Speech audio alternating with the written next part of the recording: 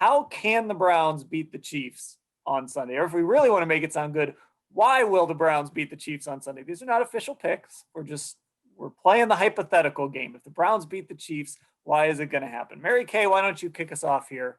Why can the Browns beat the Chiefs on Sunday? Well, I'm going to choose the same reason that I felt so strongly about the Browns being able to beat the Pittsburgh Steelers.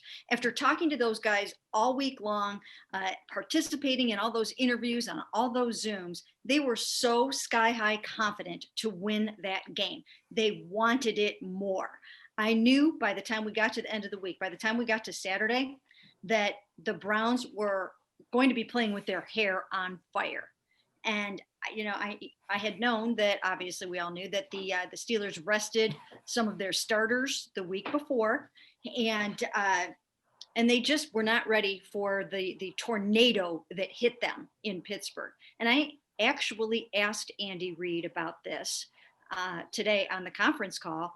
Your team has been off for a couple of weeks now, or your starters at least have been off for a couple of weeks, and you guys won the Super Bowl last year. Are you as hungry as you were? The Browns are a hungry football team with their backs once again against the wall, getting some disrespect again.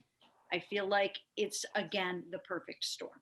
For me, and it's a lot like Mary Kay's, it feels real, it feels tangible, and that's what I like about this exercise. We're not just throwing darts at the board here, we're not grasping for straws. These things feel like they can happen.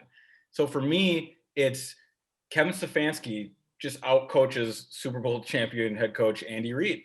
And I know it does sound a little crazy off the cuff, but similar to the first way Mary Kay proposed, it falls back into this narrative and this steady momentum that the Browns are carrying. And look, Alex Van Pelt called a great game on Sunday night, and Mary Kay, this is probably something we talked about in the offseason, but I wonder if he's going to get play calling, offensive coordinator chances elsewhere now, just after that one game, because it just was impressive. That screen, he had that signature moment. We talked about that in the post game, but still, Kevin Stefanski's fingerprints were all over that game plan. The concept to get the ball out of Baker Mayfield's hands that quickly. These guys are collaborating in-house, and you can tell Kevin Stefanski was a part of that. So perhaps we're just watching the accelerated rise of one of the sharpest, brightest, best play callers in football. And while the momentum is there and the kettle's hot, and the defensive coordinators in the league haven't had an offseason to figure Stefanski out yet, so to say, maybe he just keeps going and he has his almost crowning moment without scheming Andy Reid. There's ways to attack this Chiefs defense. Listen to God and watch the tape. We'll unpack all that on Friday for you guys. And I just wouldn't be surprised if Kevin Stefanski pulls the right levers and is able to unlock that. Now, of course, things got to go the right way. If the Chiefs punt, you score points. That's how Kevin Stefanski can both have a master game plan, but then also play opportunistic football by taking advantage of those low points Mary Kay is proposing from the Chiefs.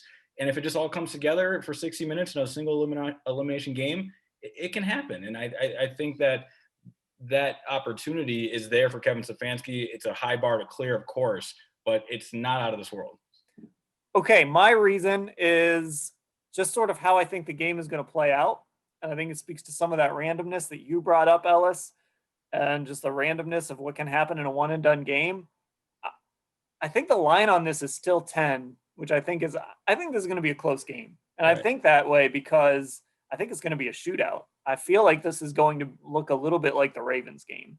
And we're going to have these teams punching and counter punching. I don't think we're going to see a whole lot of punts. I don't know if we're going to see a whole lot of field goals.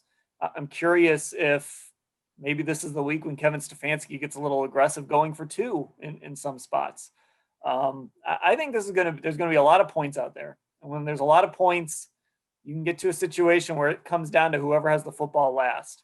And maybe this scares Browns fans. Maybe this is a game that rests on the foot of Cody Parkey at the very end, or the Browns making sure they don't score with 90 seconds left, that they score with 15 seconds left. And so I think that's really where you can find the hope for me is this could be a shootout. And the way this offense is playing and the way Baker Mayfield is playing, I think this team can play with anybody in a shootout. I 100% think that this team can play with anybody in a shootout too. I think I was on Kansas City radio the other day, and they were asking, uh, can the Browns get into a shootout? And I was like, wait a minute. Did you not watch the game the other night? They've scored, I think they've had an equal amount of 40-point games to the Chiefs this season, I believe. But yes, absolutely, they can hang in a shootout because, as we mentioned before, they are humming along now, and they are just lethal in the red zone. You get anywhere near that darn red zone, they're scoring touchdowns. 3 out of 4 times they're scoring a touchdown in the red zone. And as Case Keenum mentioned to me the other day, Baker is built for the red zone.